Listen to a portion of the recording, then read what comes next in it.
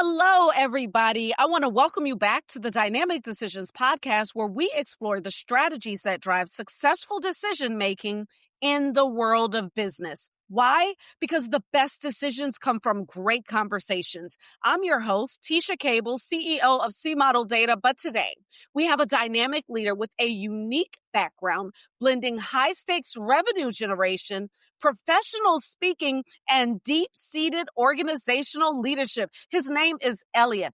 Elliot is a revenue consultant at Kinship, where he addresses customer disengagement in sales through all kinds of very inspiring things. So, Elliot, welcome to the show. I want to thank you so much for being here. I can't wait to have this conversation. Would you start first by telling us more about you, more about Kinship? Give me all the good, juicy details. Yeah, I love the hype, man. Wow, coming in hot. This is good. I need you everywhere I go. I wish you could intro me on stages every time I speak because that was powerful. Yeah, like you said, I'm a keynote speaker and revenue consultant.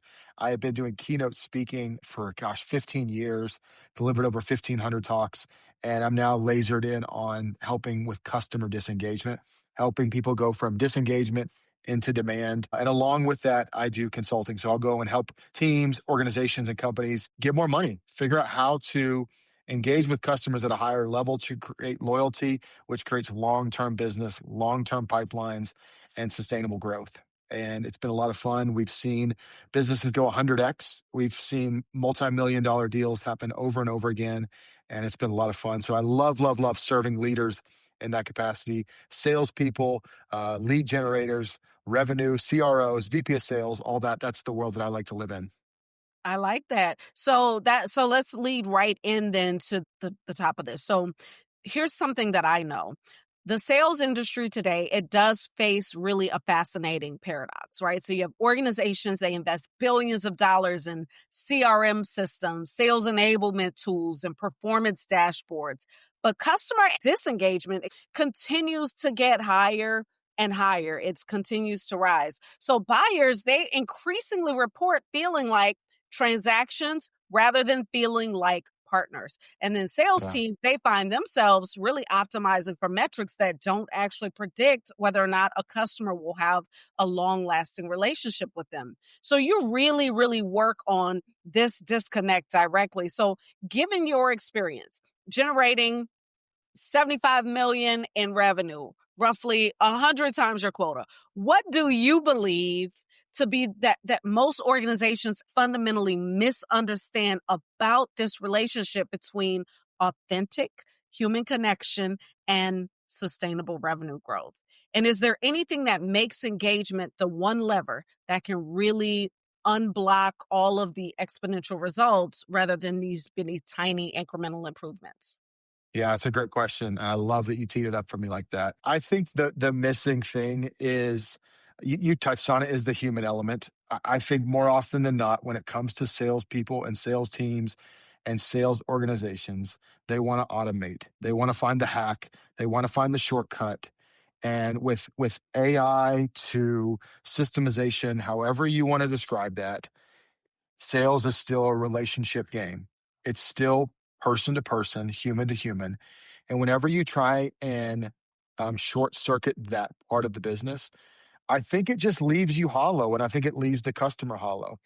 I saw a statistic recently. This was a LinkedIn study that 84% of customers are more likely to purchase from a trusted partner, a trusted seller, or trusted company. And it takes work to build trust. That's something that you can't outsource. People try and outsource trust. They try and outsource the development of those relationships, and it just doesn't happen. Everybody wants to wake up and have some sort of model that is income producing with less work. And I just believe with all my heart that relationships are worth the work, and it does take more time, and it does take more intentionality.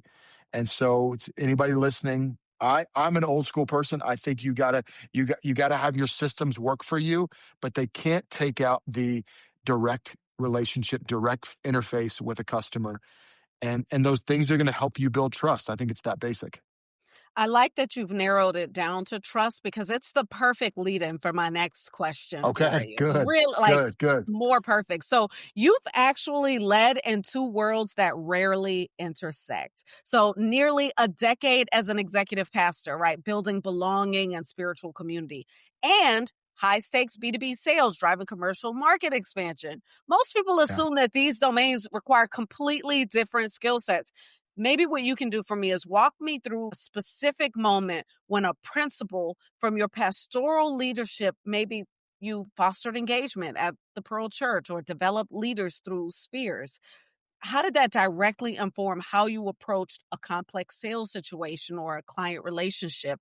What did your ministry experience reveal about human motivation and trust building that we just got yeah, finished talking about that yeah, traditional sales training might completely miss?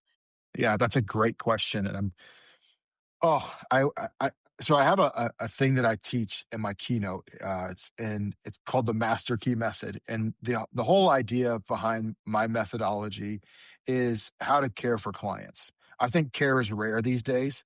I think sometimes people think it's a soft skill, but I think it's actually more of a prevalent advantage and market edge when you learn how to care for customers.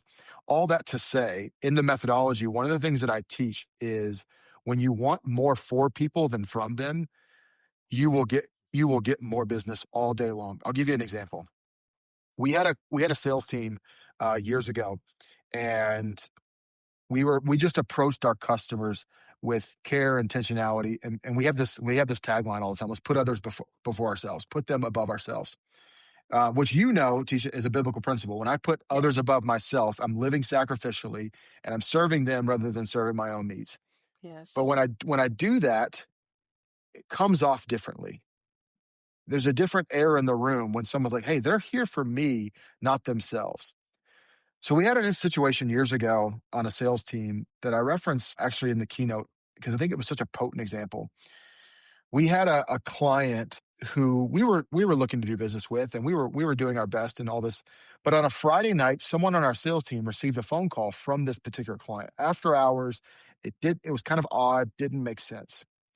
And the client was describing to this guy on my sales team that he actually had a loaded gun to his head and he was on the verge of taking his life. And in a situation like that, you're not thinking about business. That's not what's in the forefront of your mind. You're thinking about this guy's life. But what was Mhm. so striking is that this potential client reached out to this guy on our sales team and he asked him, "Why did you reach out to me?" He said, "Well, there was something different about you." And at the moment of this guy's life literally on the line, he reached out to a sales representative. Hmm. Not a family member, Mhm. not someone he knew in his circle, but his sales representative, and he said, "Hey, there's something different about you." Mhm. Now, thankfully, this coworker was able to walk this guy away from that situation. He didn't Mhm. take his life, and in the end, he did become a client. And I tell people all the time, if you aim for trust, business is easy to get. If you only aim for business, you might get trust. Yeah. And I think there's a principle there on how you treat people, how you approach people, and how you can put them above yourself and what can come from that, both for them and for you.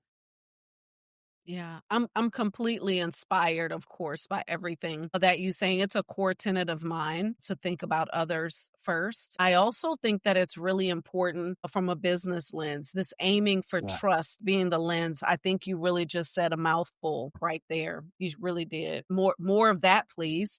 Okay. Yeah. So so you directed market expansion into the commercial roofing sector at Northwest Roofing, right? Just as an Yeah. example of something I was you've gonna done, say, yep. which it represents a significant strategic pivot, which is different, different buyer personas, longer sales cycles, larger deal sizes, more complex stakeholder dynamics than some of the residential work, right, that you may have been accustomed to. Sure. Can you walk Sure. me through how you approached that expansion decision? Like how, when you're evaluating whether an organization as a consultant is really ready to move into an adjacent market or to scale into a new territory, Are there indicators? Is there something that tells you that this team has the cultural foundation and the operational readiness to really execute this successfully? Yeah, absolutely. So just a look, quick clarification. When I was working for that group, I was Yeah. actually in the team, and Okay. I've done consulting, I've done lots of sales, sold lots of widgets, all kinds of stuff. But Yeah. in that particular industry, I was actually on the team. And the reason I say that is I really was empowered by the leadership to lead some of these efforts. And what I mean by that is often I was referred to myself as an entrepreneur. You guys are letting me create business within a business. And I was actually with the CEO this weekend. We went to the Formula One race in Las Vegas and we're good friends. And we were kind of replaying some of the stories and some of the things that we had been through. And I just said to him, I said, "You were so empowering. You got behind us." And I think that needs to be underscored because for salespeople, oftentimes they feel from leadership the thumb being pressed on them. Hey, all that matters is quota, is deals, is pipeline. Who's your leads right now? And you can feel this immense amount of pressure. Now, I think there needs to be performance metrics. I'm a big fan of quotas and tracking numbers. All that I geek out. I love that stuff. But the culture, which is what you spoke to, was empowering. It was a partnership with the leadership. They understood when a client didn't come through and we put effort into something and it didn't transpire. They were walking with me hand in hand. And it wasn't them just driving us and beating us and and saying, hey, this number of sales has got to happen. Because a lot of that sales culture, a lot of that is the culture that people find themselves in. So I think Mhm. I have to start there with it was an empowering culture Mhm. with people who got behind us and said, "Hey, we're gonna put resource into this, we're gonna put virtue into this, and we're gonna put time and energy to help you be successful." So that's a big part of it. And like you said, we were able to do 100x on that particular instance. Company had an amazing exit because of that, and it was I a lot like of it. fun. It Come was a on, lot of fun. outcomes. Yeah, Yeah, outcomes. I'm saying I am saying. Yeah, I like that. Um, so I've been in other sales environments where that wasn't the case. Yeah, And I like to train and teach people you got to work within the culture, but you got to fight to lead what you know is right. yeah, And that's a tension. That is a tension that you have to carry suspended on both sides of you. Like, hey, I'm not going against what this team is doing, but I'm also pushing for what's right. And I can tell you, Tisha, that came into that manifest multiple times. That tension did. yeah. And oftentimes I would lead into, hey, we want to do what's right and try and get our best to get the team on board for those type of decisions and that type of approach. But that can be Love to know. tough. Yeah. That can be tough. Well, But it's never easy. Yeah. no, and I think I think as a salesperson, you don't Yeah, always have this luxury.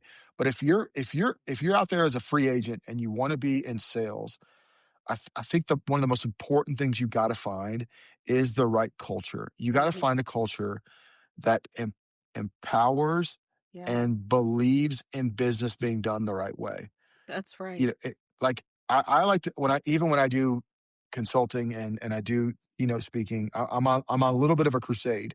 I want to change the title from sales professionals to providers because that's really a mindset shift. Is I'm not Yeah, here to take from my customers.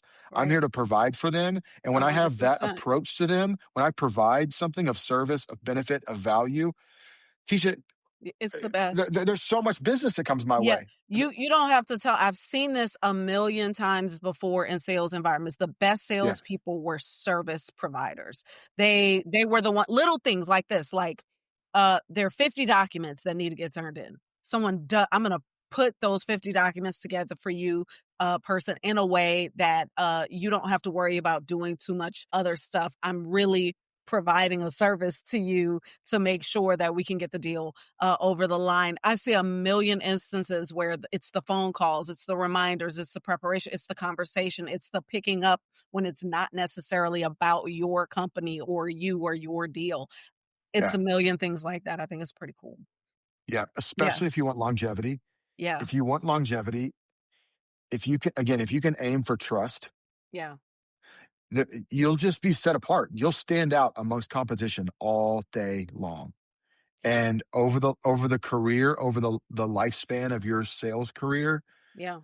it's almost like a guarantee that you will get more business and more deals if you can aim for trust all day long. I see it Aim every day. for trust. That's some good advice. Okay, here we go. This is what we'll do in the final segment here, right? Okay. We are actually going to assess your decision making persona Okay. through this assessment. I'm going to ask you 4 different questions that represent Love different this. decision making approaches. Okay. Love And this. after each one, you're going to tell me how much the way I'm asking the question resonates with how you actually approach decisions.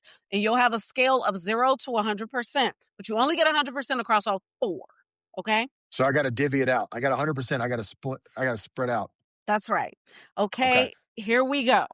The first one is called the feeler. It's a values driven leader. This persona prioritizes alignment with core values and mission, often weighing the human impact and cultural fit of decisions alongside business metrics.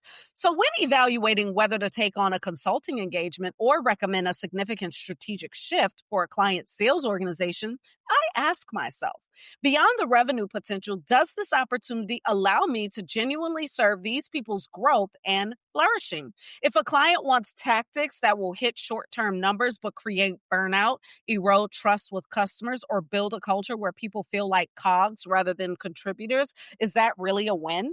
My experience across ministry and business has shown me that sustainable results come from organizations where people feel genuine belonging and purpose. When I helped build citywide worship after the Aurora tragedy, I saw what happens when people unite around meaning larger than themselves. I need confidence that my work strengthens not just revenue metrics, but the human fabric of organizations, that salespeople feel proud of how they serve customers, that leaders develop capabilities that serve them for life, that the culture we build together is one where people genuinely thrive. So, Elliot, how much does approaching decisions by asking yourself that kind of value based question resonate with you? 100. One and done. But you can't have 100. No, I think you said something on there. This one's strong, but this one's the strongest. I already know it. When you said the tactics thing, tactics. This is one of my mic drops in my keynote. But tactics, to me, try picking the lock. But trust is the master key. Mm. You know what I'm saying? Like if I'm trying to manipulate somebody and work them over, that that's like me trying to pick their lock. But if I can build trust with them, that's the master key. Opens up every door all Listen, day long. okay, you ought to be a rapper right now because that's like rap That's a bar. That's a language. That's a bar. bar right there, okay? Okay. Here's, Okay. here's your next one. It's called the planner. It's a strategic visionary. So this Okay. persona focuses on long-term implications and future-proofing decisions, always thinking several moves ahead and considering multiple scenarios. So when I'm making strategic recommendations about sales transformation or organizational growth, whether that's market expansion, leadership, pipeline development, or cultural initiatives, I ask myself, what are the second and third order effects across multiple future scenarios? If AI continues automating transactional sales interactions, does this strategy position the organization to deliver the human connection and consultative value that technology can't replicate? If economic uncertainty makes buyers more cautious, have we built relationships deep enough to sustain partnerships through contraction? If the talent market shifts and top performers have more options, does this culture create the belonging and growth opportunities that retain exceptional people? I'm mapping how today's decisions create compounding advantages, whether that's developing leaders who can navigate futures we can't predict, building customer relationships that transcend individual transactions, or creating organizational cultures resilient enough to thrive through disruption rather than just survive it. So, Elliot, how Mhm. much does that forward thinking, scenario planning approach to questioning resonate with how you make decisions? It does. It does. And I'm going to give you some. I'm going to give metrics once I hear this because I want to honor your process, honor your game here. I like this. I had a mentor tell me years ago that leaders know how to make pre-decisions. They know how to make decisions before they need to make the decision so that they're not nervous or anxious or stressed when they have to make that decision in a tough moment or in a time of shifting. And so I really like this model. I wouldn't say it's my strongest because as a leader, as a coach, consultant, whatever you want to call it, I actually lend a little bit more in adaptive leadership. I think that we've got to learn how to be adaptive, but planning as well. And so I would say this one I give a lot of forethought. I give a lot of attention to, but it's certainly not as high as the last one we just talked about. The Oh, last one, the value driven yeah. decision making Oh, did you is give me a percentage on either no, one? that's no. Oh, I think the first one's got to be 70%. I mean, I'm that okay. strong on value driven decisions. Okay, so you got Uh, 30% left. What's your planner? oh man, 10%. 10%. All right, so you I'm got just that strong on values. I'm just that strong on it. it totally makes sense. Here's your Yeah, next one, okay? Now you got 20% left for the last two. Here's the next one. yeah. It's called the counter. It's the challenger of assumptions. So this persona naturally questions conventional wisdom and looks for contrarian opportunities, often finding success by zigging when others zag. So Oh, I love this one.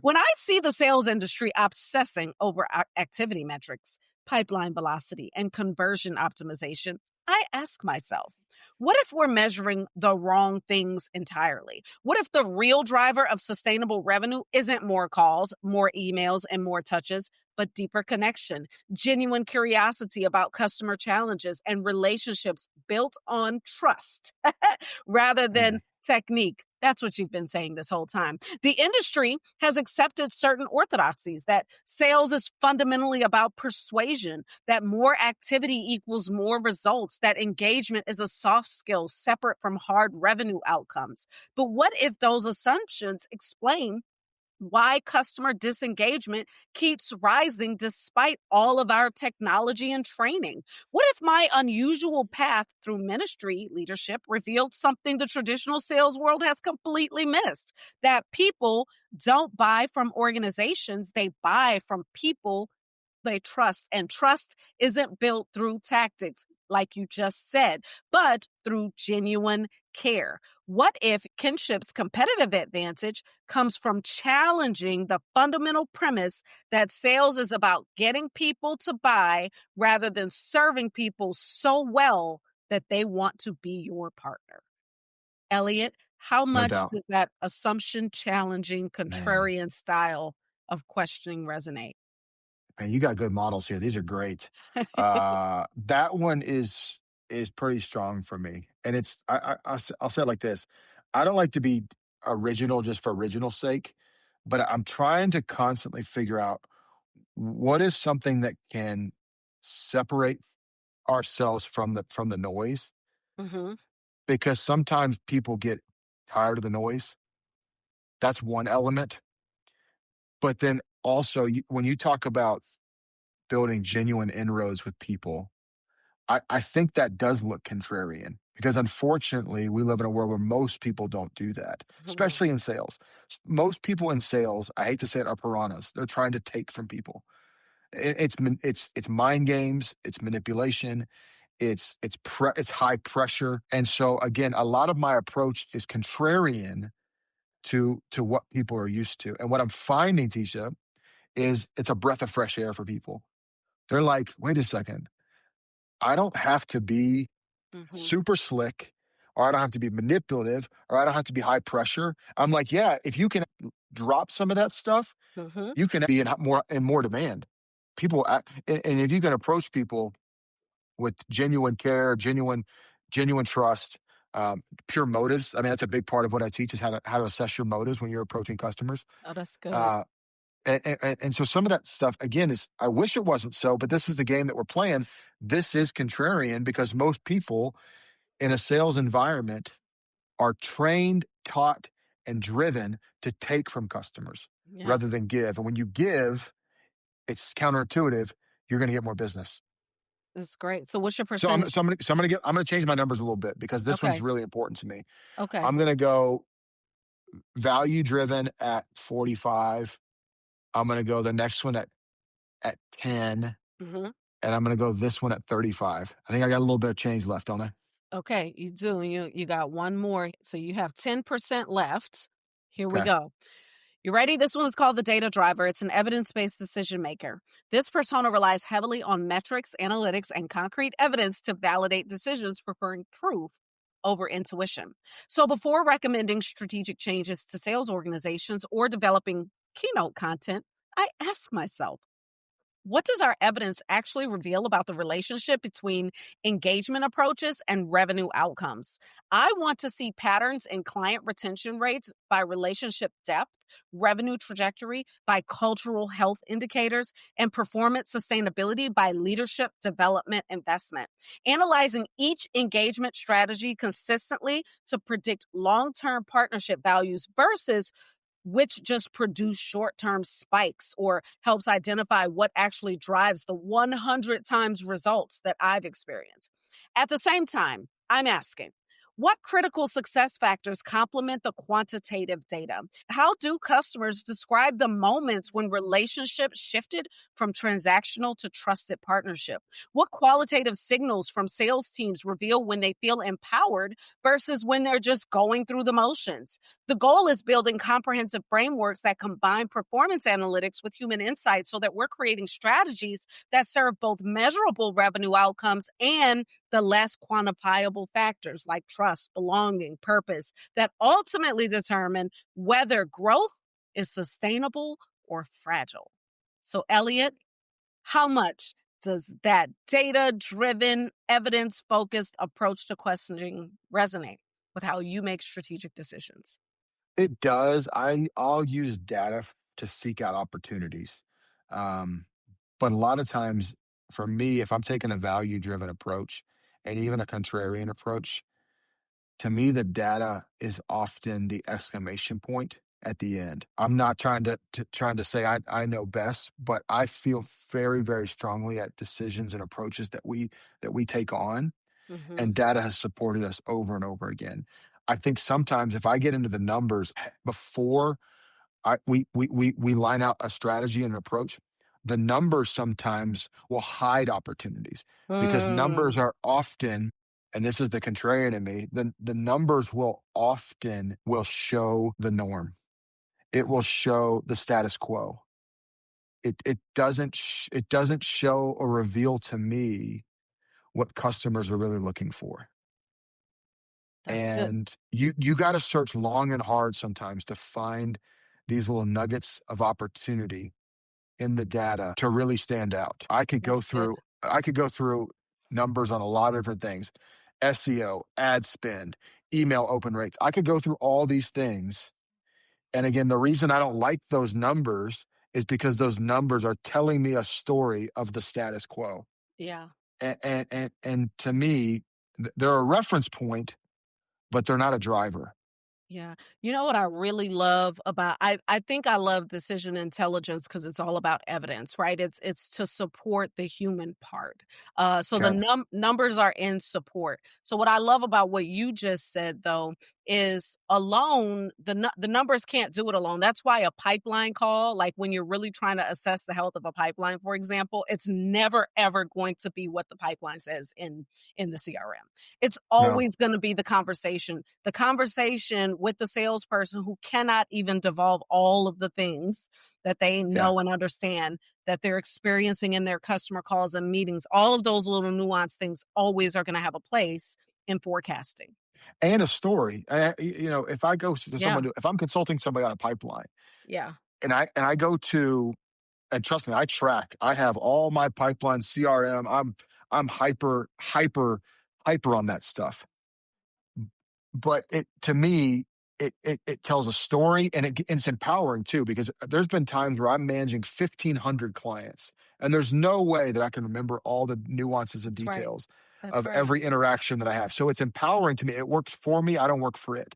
But when I work with teams, or if I go and do sales consulting and they're showing me the pipeline, that is one of the easiest way for me to quickly assess Yes. where to approach a situation and where to approach. Because I'll just sit there and ask them, hey, here's the pipeline. I'll ask a simple question.